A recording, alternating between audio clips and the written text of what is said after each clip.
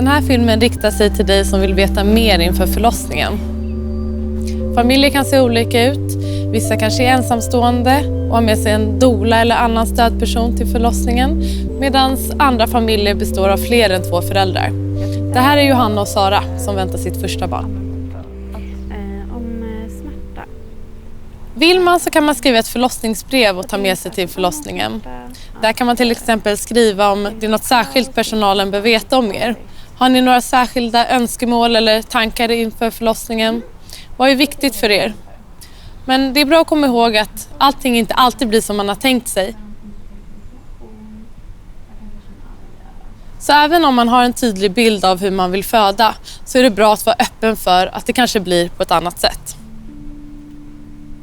För de flesta så börjar förlossningen med en molande känsla i nedre delen av magen eller i ryggen som påminner om mensvärk.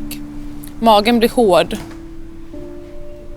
Det kan lugna ner sig och avta helt eller så övergår det till mer tydliga och intensiva sammandragningar.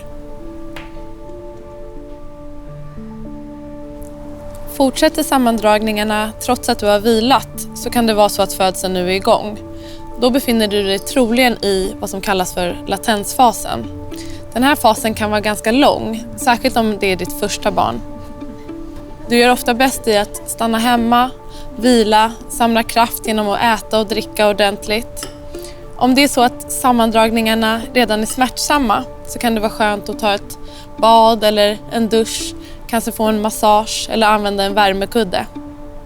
Och redan nu fokusera på att hitta avslappningen i kroppen och i andningen.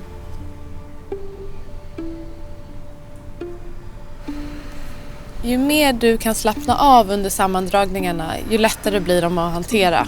Spänningar däremot leder ofta till mera smärta. Om du lyckas slappna av tidigt i värkarbetet så orkar du längre och ökar din känsla av kontroll. En lugn andning har en nyckelroll här. Försök att andas lugnt och långsamt hela tiden, så som du brukar. Inte hyperventilera eller hålla andan. Det ger livmodern den syre och energi den behöver för att kunna jobba så effektivt som möjligt. Vissa tycker det underlättar om partner eller stödperson trycker på dina knän under värk. Många blir hjälpta av att läsa om och öva på avslappning inför förlossningen. Andra går kurser eller gravidyoga. Oavsett vilket sätt ni förberett er på så är det bra att börja övningarna redan hemma. Har du haft sammandragningar länge utan att ha lyckats vila eller om du har väldigt ont så ring in till förlossningen och be att få komma in på en kontroll. Om du inte riktigt är igång än så kan du få åka hem igen med smärtlindrande tabletter. Tid i morse. När värkarna kommer mer regelbundet, ungefär 3-4 på 10 minuter och varar ungefär 1 minut så kan du ringa in till förlossningen. Ja, precis. Den är ganska starka och 4 minuter. En del vill åka in till förlossningen, men upplever ni att det funkar bra hemma så går det självklart bra att stanna hemma ett tag till. Det är ni som bestämmer, i samråd med barnmorskan, när det är lägligt att åka in till förlossningen. För vissa så startar förlossningen med att hinnorna som barnet ligger i brister och vattnet går. Ibland kommer det rikligt med vatten, ibland sipprar det bara lite grann.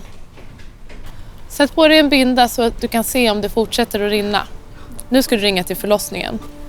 Då är det bra om du kan svara på om vattnet är klart eller om det har någon färg.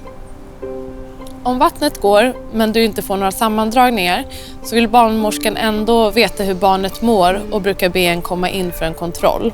Om du inte kommer igång med värkar inom de närmsta 2 dygnen så erbjuds man en igångsättning av förlossningen. Förlossningen kan även starta med en liten blödning. Då är det också bra om du sätter på dig en binda och ringer till barnmorskan för att bolla om du ska komma in på en kontroll eller inte.